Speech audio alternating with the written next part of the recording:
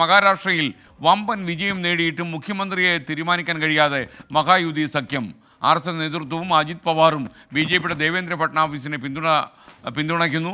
എന്നാൽ ഏകനാഥ് ഷിൻഡെ വിഭാഗം ഒരു അവസരം കൂടി മുഖ്യമന്ത്രി പദത്തിൽ കൊടുക്കണമെന്നാണ് അവകാശവാദം നൽകിയിരിക്കുന്നത്. ആ അവകാശവാദത്തിൽ അവർ ഉറച്ചു നിൽക്കുകയുമാണ്. പ്രതിസന്ധി ഉണ്ടായിരിക്കുന്നു മഹാരാഷ്ട്രയിൽ.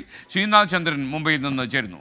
ശ്രീനാഥ് ചന്ദ്രൻ, യഥാർത്ഥത്തിൽ ഭൂരിപക്ഷം അനുസരിച്ച് BJP ഒറ്റക്കക്ഷി എന്നുള്ള നിലയിൽ ഭൂരിപക്ഷത്തിനടുത്താണ്.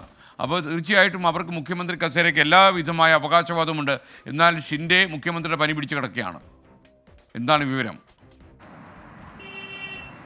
തീർച്ചയായും എസ് കെ, ഞാനിപ്പോൾ ഷിൻഡെ ക്യാമ്പിലെ ചിലരുമായൊക്കെ സംസാരിച്ചിരുന്നു. അവർ പറയുന്നത് ഈ തെരഞ്ഞെടുപ്പിലേക്ക് പോകുന്ന സമയത്ത് മുഖ്യമന്ത്രി ആരാകും എന്ന കാര്യത്തിൽ ഒരു പ്രഖ്യാപനം മുന്നണി നടത്തിയിട്ടില്ല. മാത്രമല്ല, ഏകനാഥ് ഷിൻഡെ തന്നെ തുടരട്ടെ എന്നൊരു പൊതുധാരണ മുന്നണിക്കുള്ളിൽ ഉണ്ടായിരുന്നു. അതുകൊണ്ടാണ് BJP ഏതെങ്കിലും ഘട്ടത്തിൽ BJPയുടെ ആളായിരിക്കും മുഖ്യമന്ത്രി എന്ന കാര്യമൊന്നും തന്നെ പ്രഖ്യാപിക്കാതിരുന്നത് തെരഞ്ഞെടുപ്പിന് മുൻപ് തന്നെ എന്നതാണ് അവർ പറയുന്നത്. അതുകൊണ്ട് മുഖ്യമന്ത്രി സ്ഥാനം അവർ നേരത്തെ തന്നെ പ്രതീക്ഷിച്ചിരുന്നു എന്ന തോന്നലാണ് അവരുടെയൊക്കെ വാക്കുകളിൽ നിന്ന് നമുക്ക് മനസ്സിലാക്കാൻ വേണ്ടി കഴിയുന്നത്. ഏതായാലും അമിത്ഷായുടെ അധ്യക്ഷതയിൽ ചേരുന്ന യോഗത്തിലായിരിക്കും ഒരുപക്ഷേ ഫട്നാവിസും ഏകനാഥ് ഷിൻഡെയും അജിത് പവാറും എല്ലാം ചേർന്ന് നടത്തുന്ന യോഗത്തിലായിരിക്കും ഒരു ധാരണ ഇക്കാര്യത്തിൽ ഉണ്ടാവുക. അജിത് പവാറിന്റെ പിന്തുണ ഏതായാലും ദേവേന്ദ്ര ഫട്നാവിസിൽ തന്നെയുണ്ട്. ഒപ്പം RSSന്റെ പിന്തുണയും അദ്ദേഹത്തിനുണ്ട്.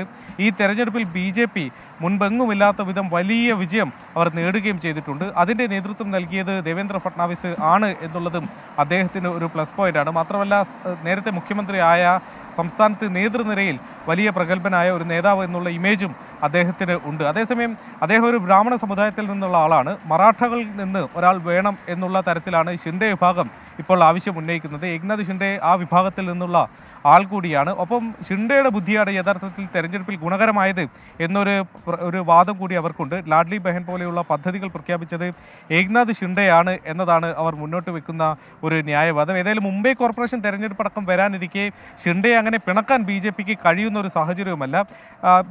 അതുകൊണ്ട് ആ തരത്തിലുള്ള തീരുമാനം ഈ ചർച്ചകൾക്ക് ശേഷം നമുക്ക് പ്രതീക്ഷിക്കുകയും ചെയ്യാം. Thank you Srinath Chandran.